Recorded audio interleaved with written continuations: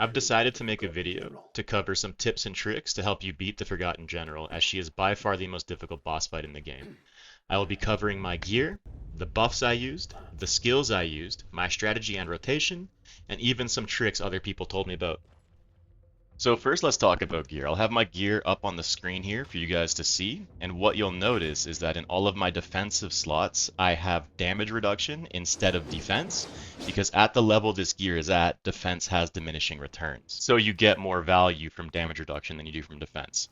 The same is true with the weapons. You'll see that I have a lot of crit instead of attack put in there, and that's because, again, at this level, attack has some pretty heavy diminishing returns, so having a higher crit chance gives you a higher overall DPS increase than just increasing attack.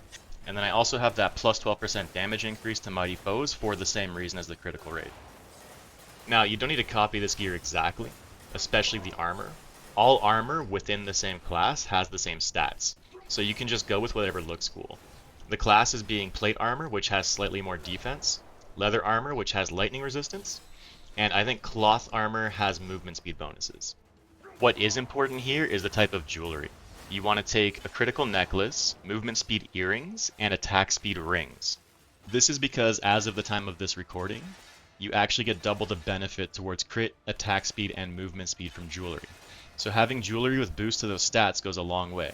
Instead of getting 3 levels of crit from my necklace, I'm actually getting 6. For my weapon type, I chose sword and shield because although it has lower DPS than dual wielding, I found it was much easier to control my direction of attack, has much better stamina management, and the stun rotation for it was easier to pull off and a little more forgiving. For my food item, I am taking items that give health and spirit. With this rotation, I need to supplement my spirit with food, but switching food types isn't really viable as it momentarily leaves you open to attack. So having one food that you can use to grant you both of these resources at the same time means less failed attempts trying to swap food types.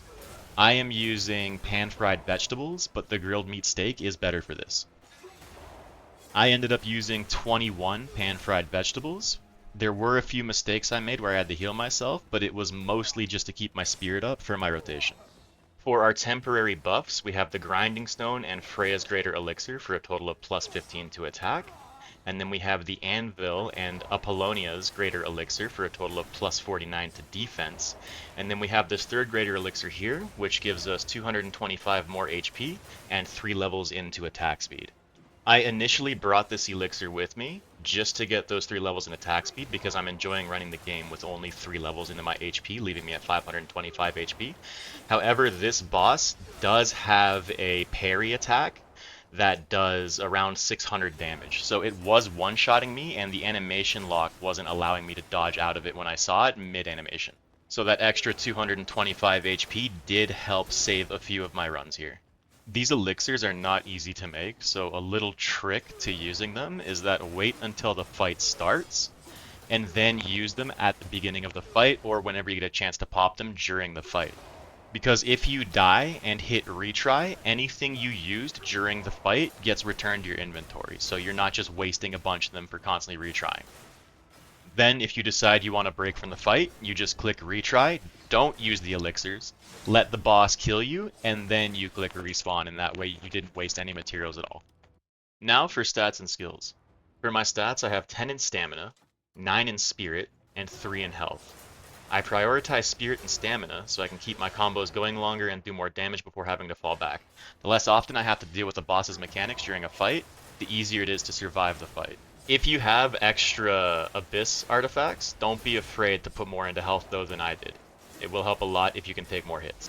For blue skills, you want to max out your armed combat for maximum damage, get forward slash to level 3 for sure hit, get turning slash to level 2 for proficiency, which allows you to chain into it, and optionally take stab to level 3, which can be used as a gap closer that can stun through super armor. For green skills, you want Force Palm at level 2, so you can chain 2 of them together when the boss moves. Keen Sense to level 2 for your perfect dodge, which grants stamina back when pulled off, and grants a better iframe window. And Nature's Echo at level 3, so your forward slash and stab hit twice per swing. For red skills, you want Imbue Element with the Fire Imbuement, as it does a slightly better job at staggering than the electrical one does. Having Frost Mental will also make some of her mechanics a lot easier to deal with. So now for rotation and strategy. I found a good rotation for most bosses in this game is Force Palm to stun and create a DPS uptime window. With this level of attack speed, the window is large enough for 3 forward slashes. However, due to the game's sticky controls, I was actually only doing 2 forward slashes, just in case it got stuck, and decided that it wanted to do the 3rd forward slash anyway. Then, after the 2 forward slashes, I move into a Flame Imbued Turning Slash, which does massive poise and health damage to the boss, as well as staggers them long enough for another forward slash. After that forward slash, I then move back into a Force Palm to reset the rotation, and then I weave in food as needed to keep my spirit high enough to keep the rotation going. If she ducks you like she just did there to me, you can just go ahead and hit that Force Palm twice and you'll gap close and stun her to continue the rotation.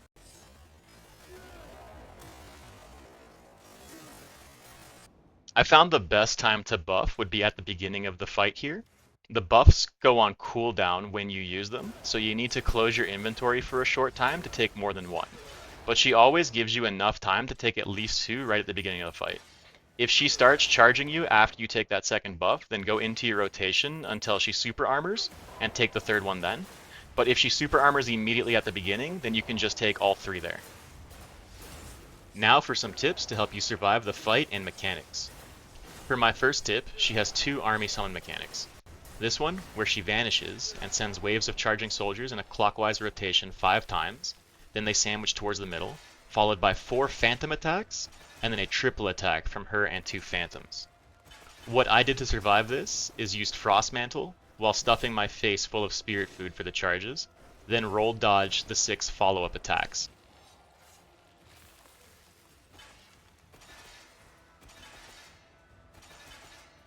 You can also just Frost Mantle these follow-up attacks, but because of how early into the fight this happened to me, I was trying to save on food, and decided to dodge instead. A trick other people have been using is to just force jump up into the rafters during this mechanic, and just wait it out up there and then come down after it's done. I don't have any footage of doing this because I didn't learn about this trick until after I had finished the fight, but it is something that other people have been doing. And then a 3rd and 4th option to survive this mechanic is that you could learn the pattern, and then dodge all of the charges and attacks, or you could just bring enough food and have high enough HP to just heal and tank your way through it.